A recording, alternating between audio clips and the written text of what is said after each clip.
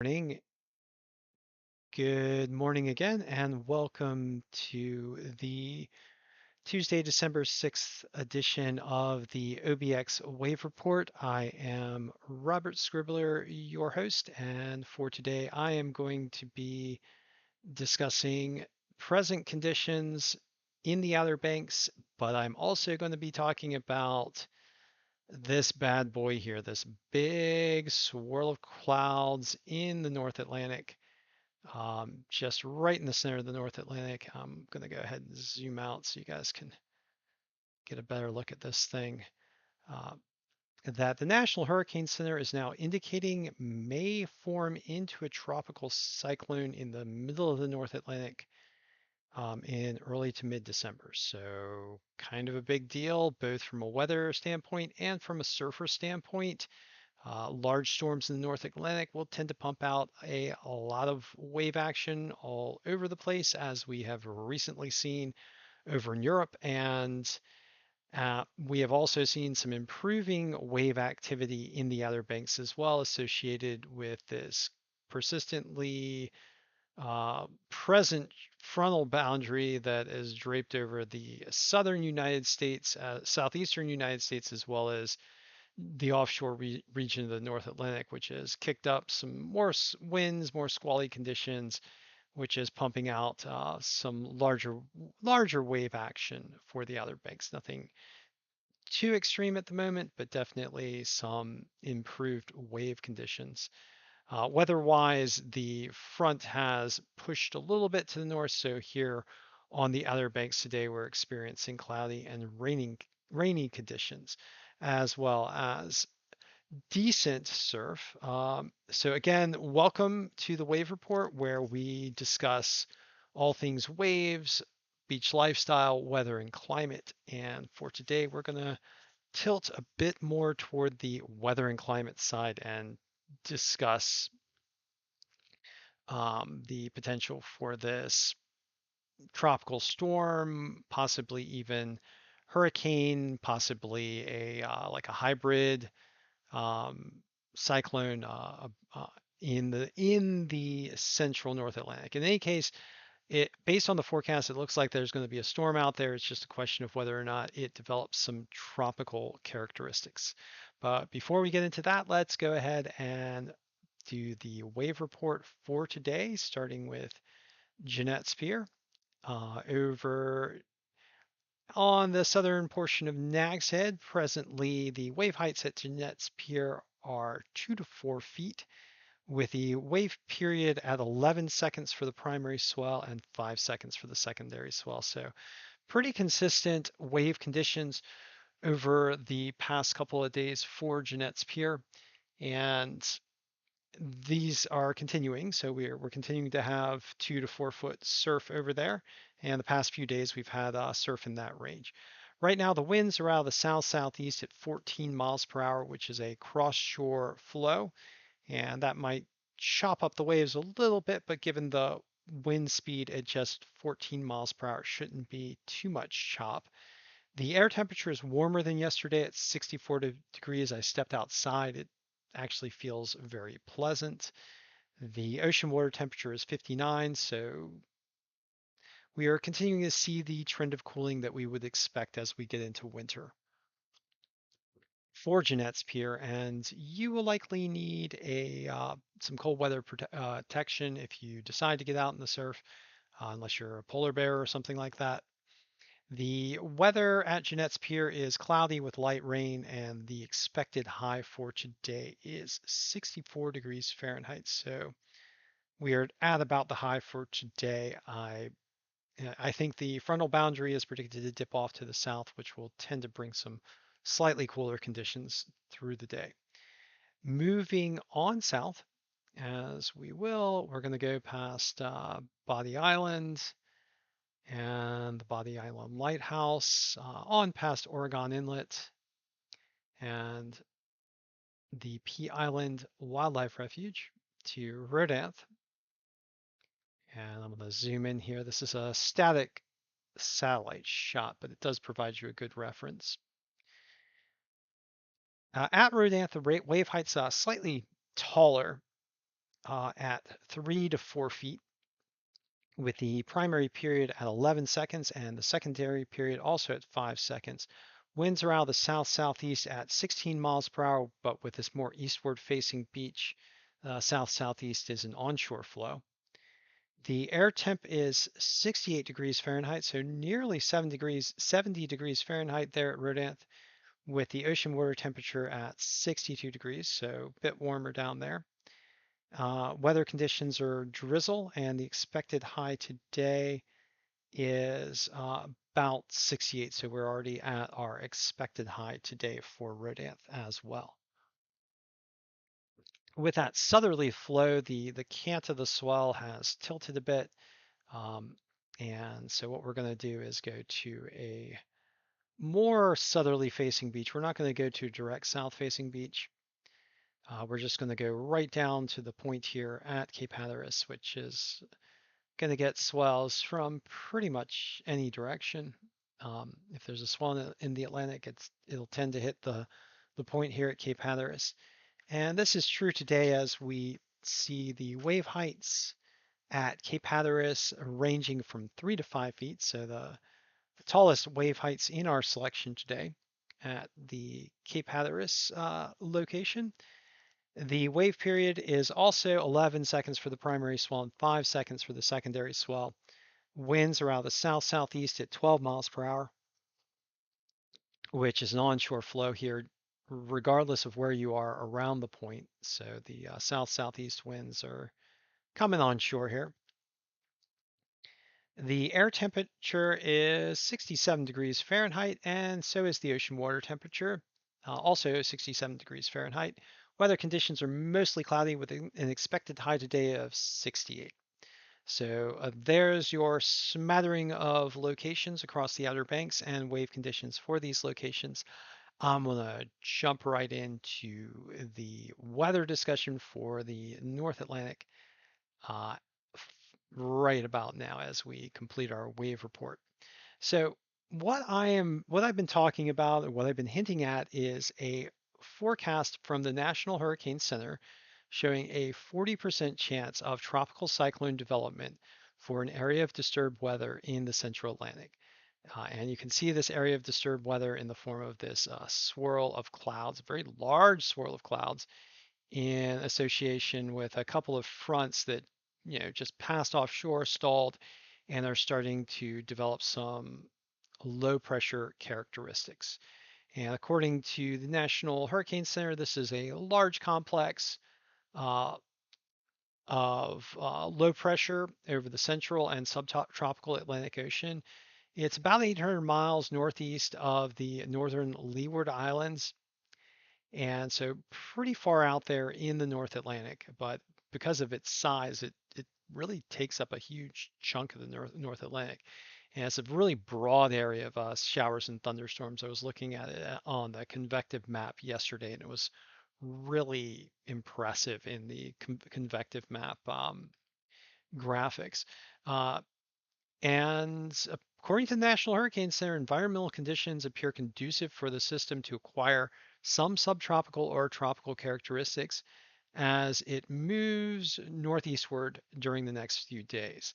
Um, and by Friday, however, the low is expected to move over some cooler waters and interact with a mid latitude trough, which would tend to limit potential for tropical transition after that time. So if it does take on tropical characteristics and develop into a cyclone, more likely it'll happen today, tomorrow, or Thursday before it gets over those cooler waters. The chance overall of tropical cyclone formation for this system is 40% for the next 2 days and 50% through the next 5 days, although with the highest potential in the next 3 days, according to statements from the National Hurricane Center. So here we are in December with the potential for tropical depression, tropical storm, or possibly even a hurricane to develop, although I would think that it would be less likely for a hurricane to develop. Um, However, actually, I'm gonna, yeah, let's let's talk about potential fuel for this system. So right now, the system is located in a region about here on the maximum potential winds intensity map. This is an intensity map developed to help determine how strong storms, tropical cyclones could become based on the sea surface temperature in the region. So it's not a prediction of storm formation. It's just showing what kind of storm fuel is there that would limit the maximum potential of storms um, or increase it. And so what we see in the region where the storm is presently is that ocean's water temperatures could support storms as strong as a category 4 or 5 hurricane. That doesn't mean that this storm will develop into one of those, but it does show that there is quite a lot of warmth at the ocean surface and a lot of convection, a lot of evaporation that helps to become the engine of these storms. So worth noting that because of the very warm ocean surface temperatures in this region, particularly for this time of year, there is a potential for tropical cyclone to be fueled and to become rather intense if it does form in this region. So something worth noting. I'm going to go ahead and I don't know why I organized it this way. I decided to, I guess in my initial organization, I wanted to look at the model forecast first, but it's just more intuitive for me right now to talk about ocean water temperatures. So in the region, so what kind of ocean water temperatures are we talking about in this region where the storm is um, starting to gather some steam and potentially some tropical characteristics? Well, we're looking at sea surface temperatures in the range of 80 degrees Fahrenheit, which is rather warm, maybe 81, 79 to 81, maybe a little bit warmer in the southern regions here and a little bit cooler in the northern regions of the circulation, but generally 79 to 81 degrees Fahrenheit for the broader circulation of this system. And that's some that's really some pretty intense ocean fuel for storms. Um, it's also warmer than normal for this time of year, and this is what we've been seeing consistently due to human forced climate changes that the ocean water temperatures are considerably warmer to rather warmer than normal. And at present in this region, ocean water temperatures are about 1.8 to 2 degrees Fahrenheit warmer than normal. And that may not sound like a lot, but that's quite a lot for ocean water temperatures. Any minor departure in ocean water temperatures to the high end can really increase your potential for tropical cyclone formation. So this region is showing some, good degree of abnormal warmth and not just over like a single point, but over a broad swath. So you've got a lot more evaporation coming off the surface of the water to help fuel the storm than normal for this time of year. So looking at the storm in the global forecast system model, at present it's indicating a low pressure center at around 999 millibars, which in and of itself is not too impressive. It's not too intense, but you can see that this is also in association with a rather broad swath of precipitation. And what I'm going to do is go ahead and run this model. This is the global forecast system model, which is provided by Tropical Tidbits, which is an excellent weather and climate site. So if you're interested in weather forecasting and just model forecasting generally, managed by a climate scientist, I believe Levi is a climate scientist. Go ahead and check out Tropical Tidbits. It's a fantastic resource. But what I'm going to do is go ahead and run this global forecast system model for you guys so that you can see. Let's go ahead and, yeah, just run it. I'm going to slow it down a little bit.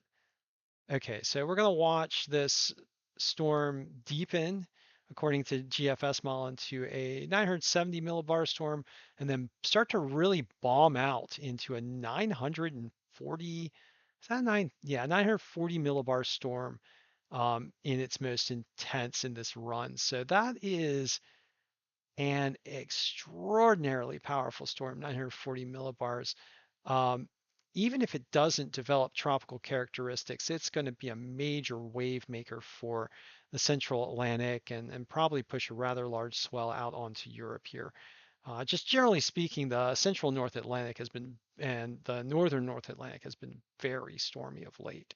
But this particular storm bombing out to around 940 millibars is going to definitely be a terror for the shipping lanes and probably a big boon to us surfers. If it does end up developing tropical characteristics, 940 millibar storm is a very strong storm. It's like category. I think between a strong category 3 to a potentially a category 4 or even a category 5. But the um, the size of the storm would seem to indicate that if it does develop tropical characteristics and then bomb out to 940, the wind speeds would tend to be slower but over a wider swath. So probably more so in a verisimilitude of possibly like a category 3 wind speed if it does develop tropical characteristics. So I don't know if that's the case. It might just become more of like oceanic type storm system, more winter type storm system. But we shall see. It's very interesting to see the potential for a powerful storm of this nature to develop with tropical characteristics so late in the year. And from a climate perspective, certainly something to keep an eye on, as well as from a surfer perspective. Now, talking about surf, I didn't um, look at the wave model yet, but we're gonna just go ahead and look at the wave model. Let's actually, no, here we go. No, I'm looking at the wrong thing. Yeah, I want to look at wave height. Here we go. So I'm just going to run the wave model for wave heights for the central Atlantic and see what kind of wave heights this thing spits out. Right now, apparently it's already churning up some 18-foot surf out here in the central North Atlantic. And going on to tomorrow, we see the model predict much higher wave heights. Wow, at 30 feet as this system is predicted to intensify. And then apparently a much broader swath on Thursday of 20-foot waves. And then let's look on to, wow, on to Friday. The storm is expected to churn up a really large swath of average 30-foot wave heights, it appears. Yeah, look up to 32 feet. And let's go on. Let's see if we can get a Saturday. Whoa, look at this. This is just crazy.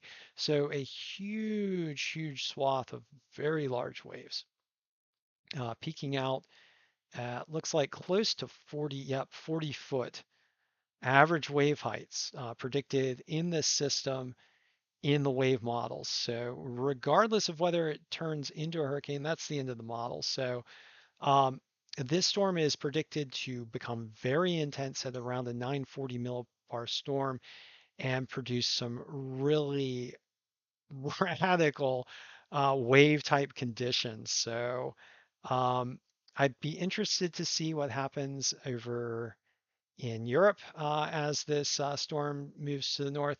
Of course, it's not going to maintain this level of intensity as it moves toward Europe, or at least it's not predicted to. But these swells that it churns up will find beaches, I would assume, on the western coast of Europe. So something to think about as we look forward to Europe. It's also worth noting, just look at the general state of the waves for the North Atlantic as this thing just goes off. Um, so looking back toward the East Coast, there's like a 15-foot swell getting thrown back offshore. And even as you get closer to the Outer Banks, you're looking at just offshore 10-foot swell. So it really looks like it is an extreme wave maker for, let's zoom out and just, yeah, just let's do that again. So just real extreme wave maker for the North Atlantic generally, just pushing out a swell all the way out to the beaches, the piers, all up and down the US East Coast, all up and down the Caribbean, and in the northeastern facing island chains. So just something else, something really extraordinary here. So in any case, thank you for joining me and sharing this exploration of very interesting forecasts in the global model